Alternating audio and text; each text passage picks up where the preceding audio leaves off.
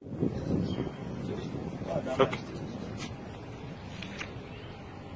Wano wetu embassy ya Uganda mu United Arab Emirates.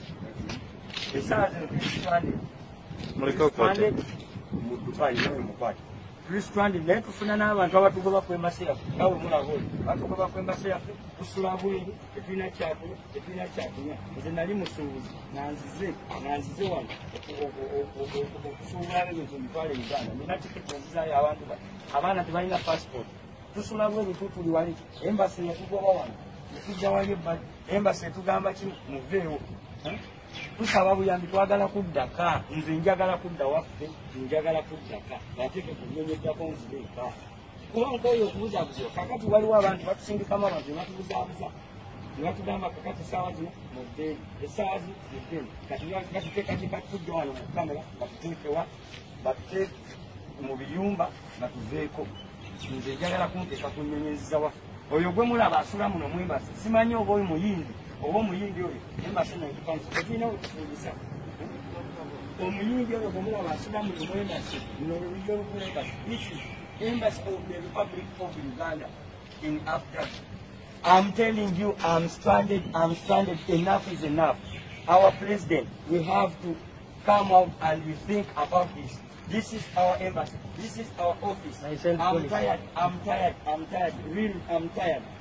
I'm not going to kill myself because of my embassy. Embassy. Bannanga bali Kampala. Ssaabasajja Kabaka.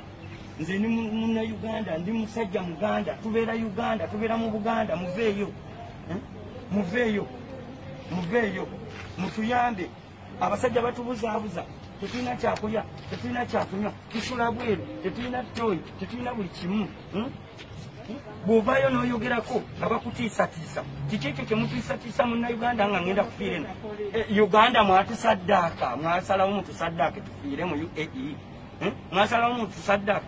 Nze omusajja nina famire yange. Era nsaba buli omu alaba vidiyo n'adisinalinge bannange leetutaasa kuba kwotavaayo kugenda mu kamera.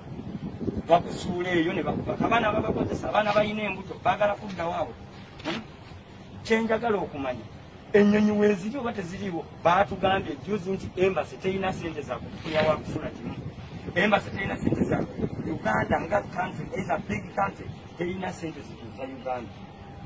Okujjako weegulire tiketi okwegulira tiketi kyembuuza ennyonyi zaabwereereza tiketi tulina sente tusobola okufightinga e Kampala tusobola okwegayira abazadde baffe ne batunda ente zaabwe ne batunda ebintu byabwe ne tusobola okututeeka ku nnyonyi etuzza ewaffe kuba batugamba wano ku embasi nti tiketi ya 2,200 nti tiketi ya 2,200 tiketi ya 2,200 batutaddemu bambega bwe bukadde 2,200 ezadda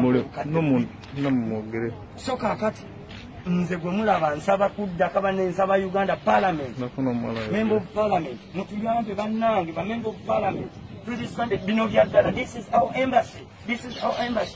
Nze gwe mulaba mpenyera lwakuba nti no baali baagala kunkozesa ababanga ali eyo gye nagenda okupoota najja kupoota kuno kyokka batutaddemu bambega batubuzaabuza mbwa anedda temukola mutyo tubajja wano tubateekeyo. Once you lose hope, najja wano ku embassy olwalaba bendera ya Uganda eyo gye mulaba nga njagala kuyambibwa kuddaka kati simanyi kiddako kigenda mu overstay nze overstay nakimanya sikimanyi najjawa sente zisasule najjawa sente zisasula fine za Dubai bannange naffe abawala tuli wano tuli stranded nga mutuufu naffe tuli wano eno baboosi baffe batugoba mu biyumba abamu nga tulina embuto batusuula wano wadde n'ekikumi tebakituwa naye kati batusaba ssente tulina bwe wakuzijja ewaffe teriyo ssente tugenda zijja manye nga twetaagisa buyambi obuddeeka nga atuyambe twagala kudda waffe. Mbuuza ekibuuzo mmwe abatudde tewali ayagala kuddaka? Twagala kuddaka. Nze njagala kuddaka ndi munnayuganda I'm a Ugandan I'm not bannange nze okufuuka abasajja banvuga olupanka baagala okunkwata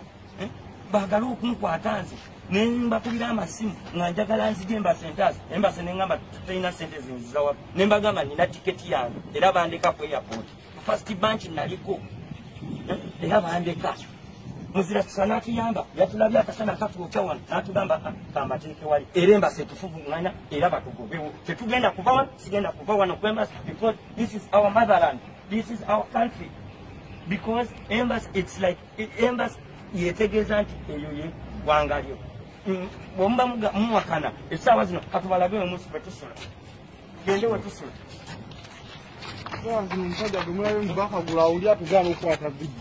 Oyo omusajja gwe mulabye muyindi asulamu embasa yaffe mu basula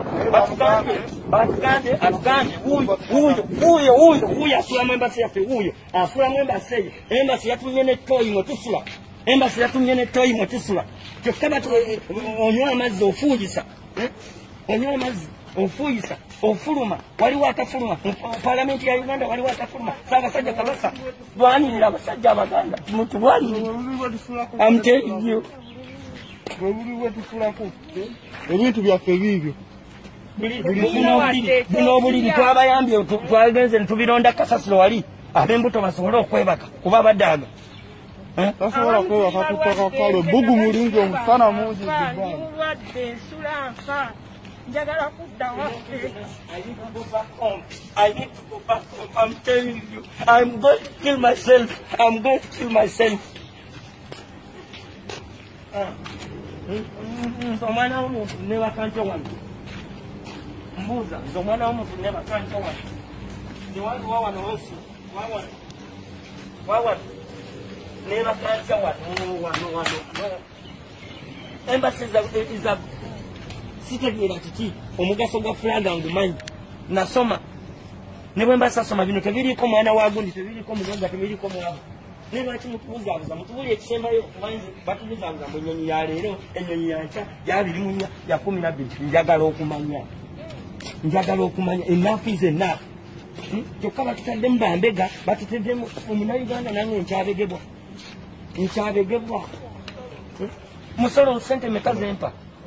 So that is not Ssaabasajja Kabaka wangaale bwe tunayambibwa Obuganda busituke Abanyolo Abatoolo mwenna Abasoga Abanyarwanda Abanyankole nimbagambira mwena mwimuke abaana bali okubalya ne babateeka mu mazzi ne babakozesa mama fina bounty never bebe kuba Bobi Wine everybody ngoma nti wazaliwa. So bye eno last, that is the last.